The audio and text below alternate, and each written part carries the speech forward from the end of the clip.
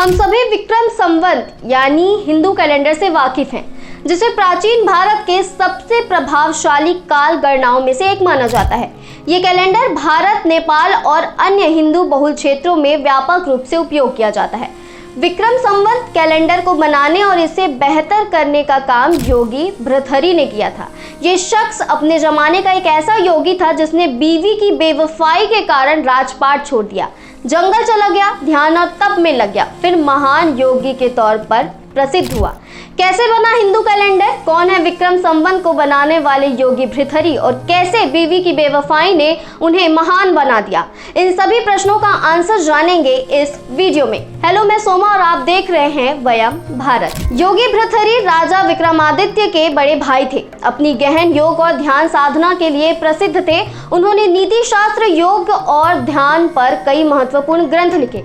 माना जाता है कि उन्होंने विक्रम संवत की गणना और इसे वैज्ञानिक आधार को स्पष्ट करने में महत्वपूर्ण भूमिका निभाई। भृथहरि की भी अपनी एक कहानी है। पहले वे राजा थे, उज्जैन में राज करते थे।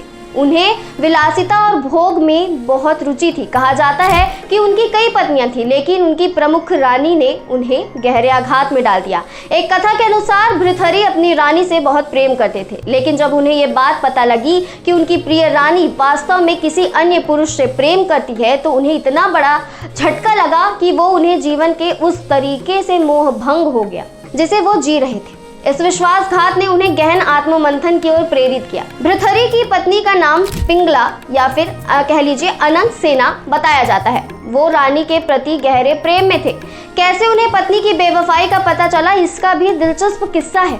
कहानी के अनुसार भृथहरि को एक संत ने एक अमर फल भेंट किया था। भृथहरि ने ये फल अपनी प्रिय पत्नी पिंगला को दे दिया, क्योंकि वो चाहते थे कि वो हमेशा उनके साथ रहे।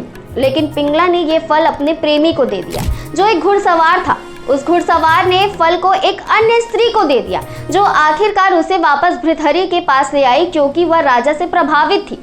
तब भृथहरि को इस फल के चक्कर का पता चला, तो उन्हें अपनी पत्नी की बेवफाई और सांसारिक प्रेम की नश्वरता का गहरा आघात लगा। इस घटना ने उनके मन में वैराग्य की भावना जगा दी। इस आघात के बाद उन्होंने राजपाट त्याग दिया, अपने भाई विक्रमादित्य को राजा बना दिया, खुद संन्यास ले लिया। वो योग और साधना की ओर मुड़ गए, फिर महान योगी और दार्शनिक बन गए। अब जानते हैं कि विक्रम संवत जिसकी बात हम कर रहे हैं, आखिर वो कैलेंडर बना कैसे। भृथहरि और कैलेंडर यानी विक्रम संवत के बनाने की कहानी उनके भाई विक्रमादित्य से जुड़ी है। ऐसा माना जाता है कि विक्रमादित्य ने अपने शासन काल में एक नए संवत की शुरुआत की, जिसे विक्रम संवत के नाम से जाना जाता है। लोक गाथाओं में कहा जाता है कि जब भृथहरि ने राजपाट छोड़कर वैराग्य लिया, तो विक्रमादित्य ने अपने भाई के सम्मान में या उनकी स्मृति में इस संवत की स्थापना की। कुछ कथाओं में यह भी कहा गया कि विक्रमादित्य ने भृथहरि से ही इस संवत को शुरू करने की प्रेरणा ली। लेकिन ये हिंदू कैलेंडर इतनी आसानी से नहीं बना। विक्रम संवत यानी हिंदू पंचांग या कह लीजिए हिंदू कैलेंडर को तैयार करने में भृथहरि ने जो काम किया वो जानते हैं। भृथहरि ने खगोलीय गणनाओं और ब्रह्मांडीय चक्रों का अध्ययन कर ये समझा कि वर्ष की गणना कैसी की जानी चाहिए। उन्होंने देखा कि पृथ्वी और चंद्रमा की गति को ध्यान में रखते हुए पंचांग तैयार किया जा सकता है। उन्होंने विभिन्न ग्रहों की स्थिति और उनके प्रभावों का अध्ययन किया। इसका उपयोग कर उन्होंने महीने और वर्ष की गणना की। ऋतुओं के परिवर्तन का विश्लेषण कर उन्होंने तिथियों और महीनों को व्यवस्थित किया, जिससे कृषि और सामाजिक जीवन प्रभावित होता था। भृथहरि ने चंद्र वर्ष और सौर वर्ष के बीच संयोजन की तकनीक विकसित की, जिससे विक्रम संवत अधिक सटीक बना। विक्रम संवत धीरे धीरे लोकप्रिय हुआ। इसे भारत के कई हिस्सों में अपनाया गया।